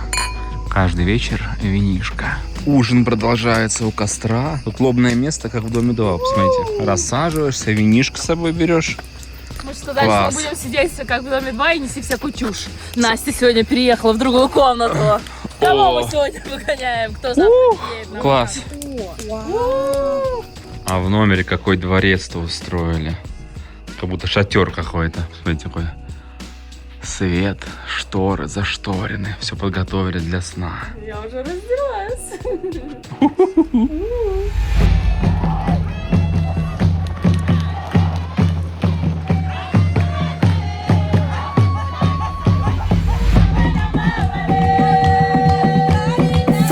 Нас встречает национальный парк Кибале. Сюда мы приехали для того, чтобы посмотреть на шимпанзе. Именно здесь обитает самая большая популяция в Африке, больше 1500 особей. Зажигательные танцы. И сейчас мы отправляемся в трекинг.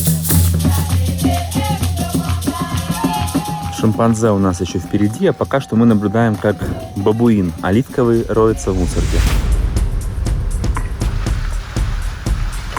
Нас высадили прямо в лесу.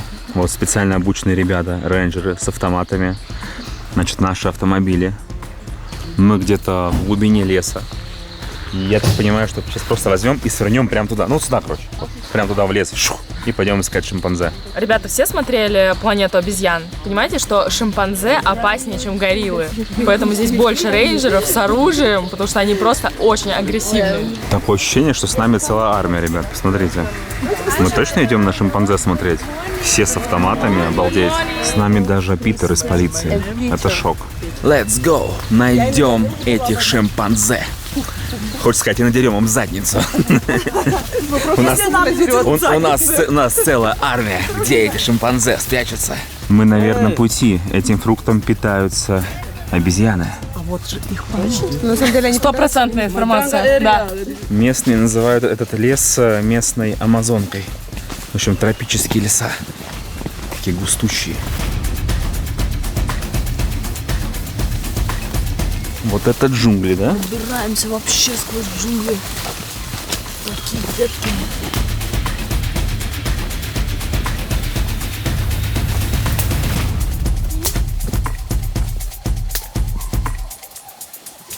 Ну, тут реально прям джунгли, ребята.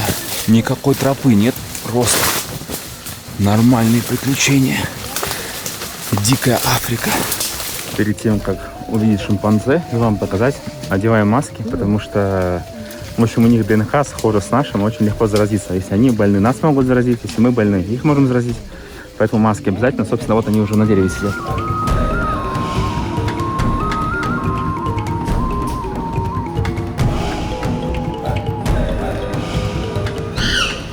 Так, там какое-то изнасилование, ребята, изнасилование. Что происходит? Нифига себе. Вот это полное погружение.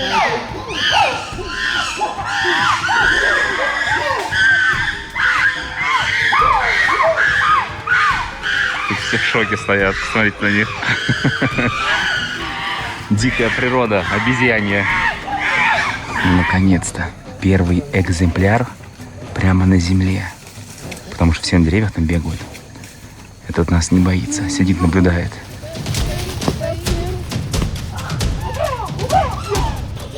Ни хрена себе. Прикинь, бы он напал. Жесть. Жестко это было вообще. Просто он может снести нахрен своей мощью.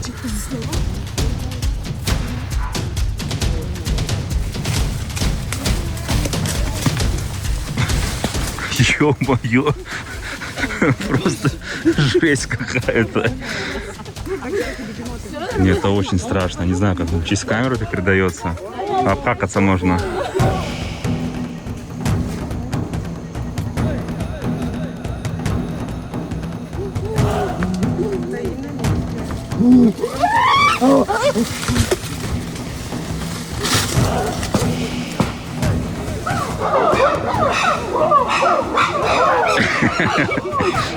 Вот это приключение, конечно. Пострашнее, чем горилла, да? Жесть. Бежит сюда, смотри, бежит сюда. Ё-моё.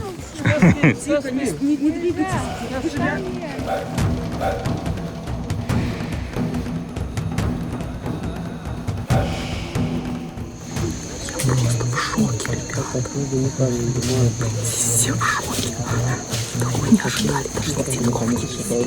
Ксению только что обосрали. к деньгам, ребята. Сверху прилетела бомбочка из говна. Ё-моё. Тут падает, просто сыпется все с деревьев. А вот здесь только что был душ из мочи обезьяний. Это вообще капец. Лизон, в этом лесу большой шанс быть обоссанным и еще... Да. Да. Вот такие вот штуки едят. Это инжир такой недозревший. И вниз так пуляют.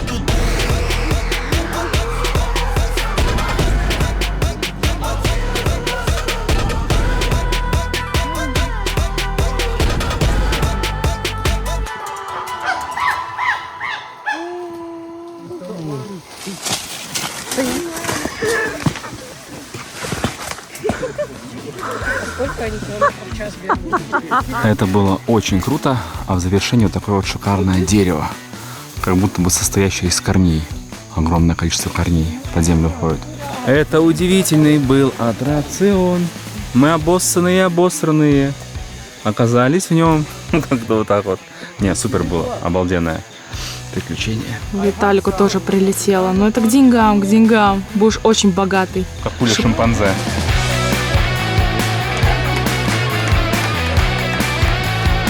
В конце вручают такой вот сертификат, что мы выжили и вышли из леса живыми. Увидели обезьян. Красота.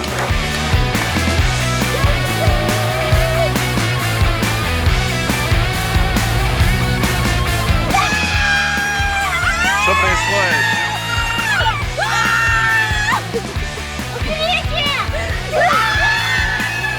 То есть он страшнее, чем горилла и шимпанзе, что ли?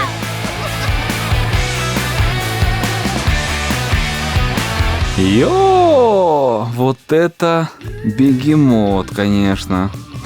Кормят в туре прекрасно. В этом туре нас действительно очень вкусно кормят. Как видите, я уже, видите, такая форма бегемотика, видите, такая же, да? А бегемотики очень любят купаться в бассейнах.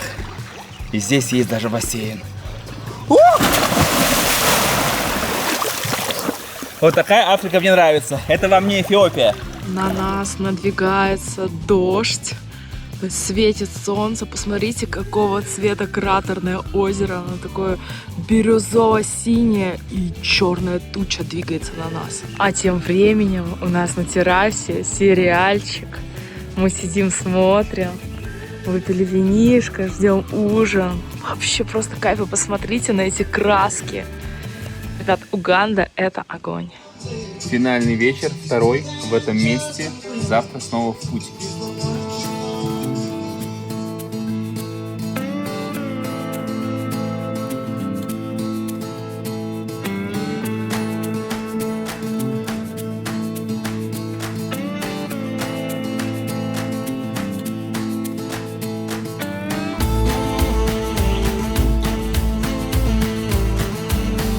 Раннее утро, и сегодня мы отправляемся в самый большой национальный парк Уганды. Дорога у нас сегодня займет примерно 6 часов, и вдоль дороги очень много чайных плантаций. В Уганде выращивается вообще картошка, капуста, рис, конечно же, кукуруза и чай и кофе. Кофе мы уже видели, вот такие вот чайные плантации по дороге, они прям до горизонта, очень красивый рассвет сегодня, такой туманный лес на горизонте. Потрясающе красиво. Ну и как собирают чай, я думаю, что многие знают. На Шри-Ланке он тоже много растет. Верхние листики вот так вот ощипывают и потом сушат, ферментируют, получается чай. А собирают чай вот таким образом. Специальное приспособление. Такие ножницы с ковшичком пластмассовым. Листья чайные туда залетают и оп, за спину, в корзину. Попробуем на себе. Слушай, ну ты как будто здесь родился. Попал? Да. В целом, очень даже легко. Но если везде, наверное, в этих полях провести, конечно, труд адский под палящим солнцем. По дороге еще заехали купить сахарный тростник. Вот так он выглядит. Путешествие очень насыщенное. Вот каждый день куда-то едем. А хотелось бы, знаете, вот так в деревеньке остановился. Здесь побродить, погулять, с местными пообщаться. Но как есть.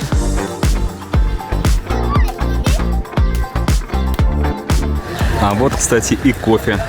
Сушится прямо возле дороги под солнышком. Отлично Эдди показывает, прямо зубами. Но я, конечно, боюсь, что можно без зубов остаться.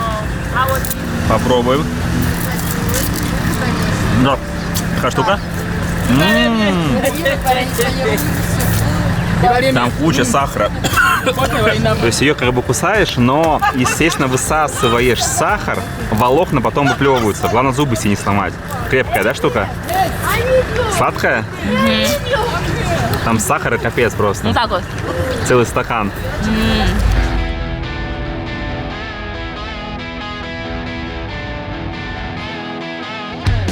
Прибыли в очередной лодж.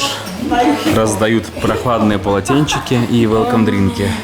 Прекрасный номерочек с кондиционером. А с балкона открывается вид на реку Нил. Искупаться в бассейне прямо на берегу реки Нил. Заметьте, какой весь красный. Это вчера позагорал полчаса. потому что здесь экватор.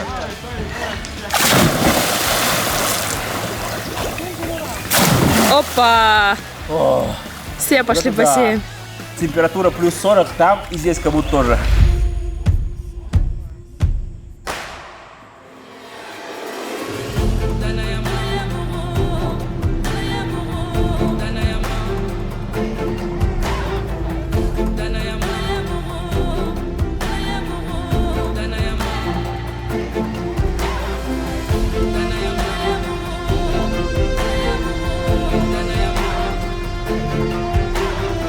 Проснулись мы очень рано, 6 часов утра выехали, и мы в очередном национальном парке.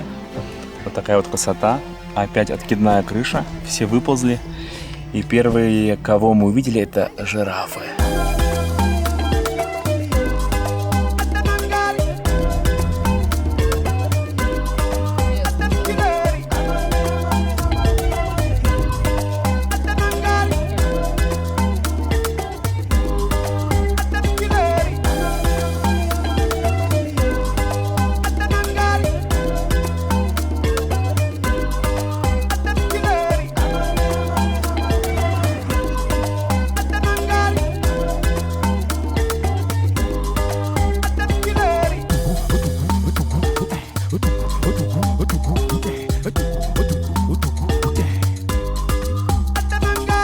Вот это да. Короче, мы животных посмотрели, прокатились. И прямо здесь, в национальном парке, нам устроили завтрак. Такие вот столы привезли, поваров привезли, все готовится. Даже здесь имеется сервис в виде горячих полотенчиков. Кофейная, чайная зона. Короче, как в отеле, только на свежем воздухе. Полноценный завтрак. Блины, картофан, сосисочки, бобы. Бекончик есть, яйца вареные, здесь выпечка, фруктики и даже есть стойка, прямо как в отеле, где можно заказать себе омлет. Картина называется «Богатая курочка». Как в «Индиана Джонс», знаешь, такая. Прибыла на раскопки. Так орала от восторга, что горло съела. Жираф! Да. Но вид, конечно, шикарный. На $1 миллион.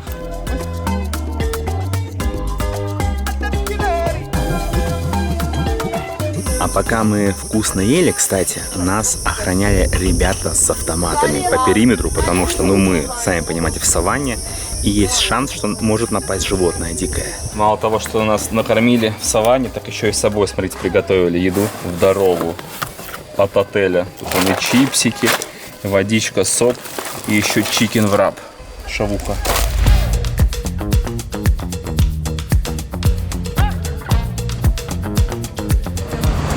Добро пожаловать на водопад.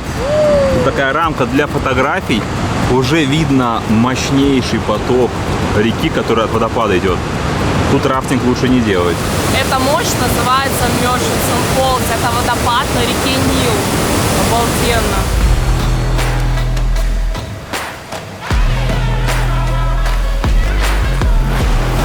Вот сейчас только представьте, что вы, допустим, здесь занимаетесь рафтингом. Такие себе преодолеваете пороги и вот сюда улетаете. Бам, там мясо.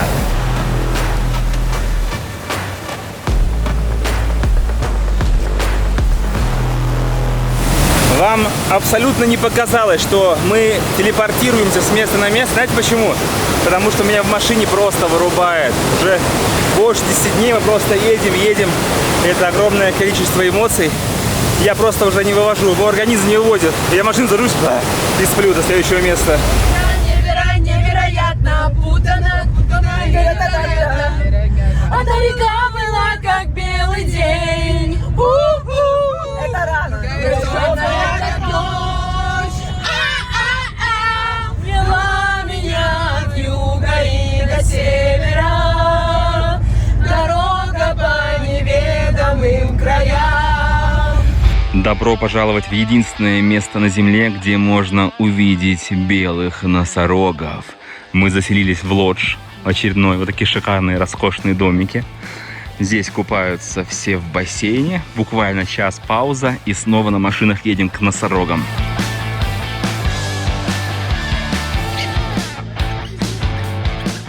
Проводится инструктаж перед носорогами и выдвигаемся. Мы на месте. На байке нас сопровождали. Короче, идем. Где-то там нас ждут носороги. Кажется, это носорожье дерьмо. Мы на верном пути. Лизон чуть не понял. Мы шли к белому носорогу, который обитает только здесь. Какого хрена он не белый? Представляете, раньше, когда называли носорогов, назвали их white.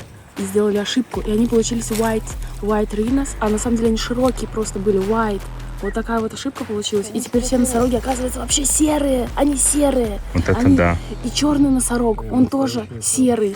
А я шел, думал, белого носорога увижу. Я тоже.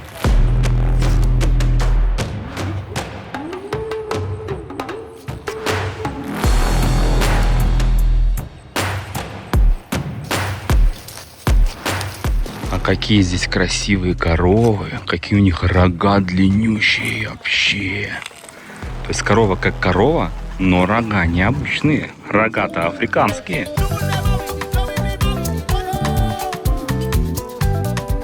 Получается, что мы в одном путешествии закрыли африканскую пятерку. Всех животных увидели. Такое не часто бывает.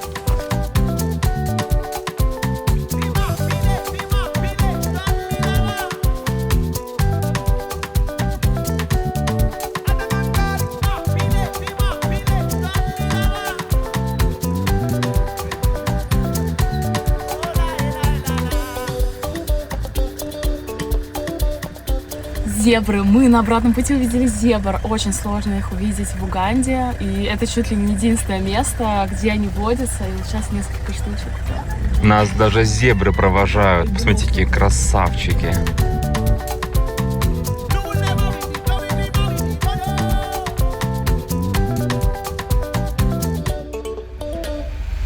Последний день нашего путешествия. Раннее утро. Все позавтракали. Елизавета готова к последнему дню. Погнали? Погнали!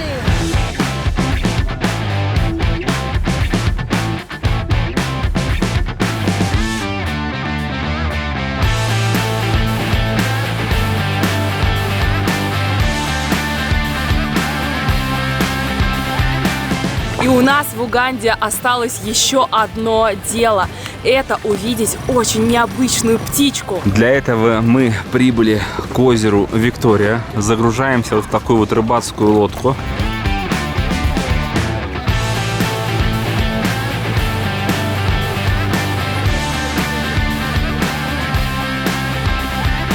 Далее, спустя час, мы пересаживаемся на маленькую лодочку деревянную.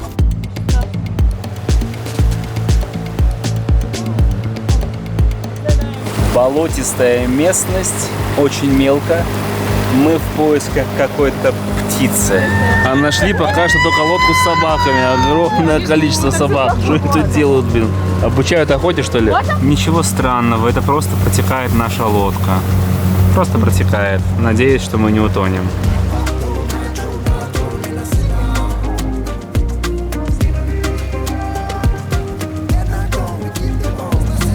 Мы на экваторе, очень жарко. Я что-то забыл эти рукава длинные сделать себе. Все болото заросло, и ребята переключились на ручной труд. Вот так вот палками орудуют. Здесь глубина 3 метра, наверное. Это все мы идем в надежде увидеть китоглава. Пока что вокруг только болото.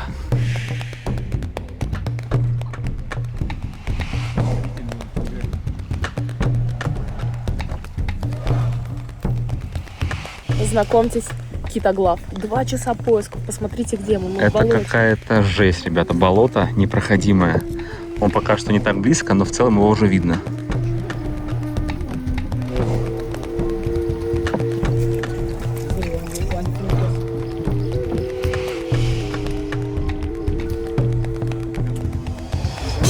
Ну, а далее в завершении у нас финальный вечер, финальный ужин. Вся команда в сборе, винишко, вкусная еда. Ну и все, завтра уже улетаем домой.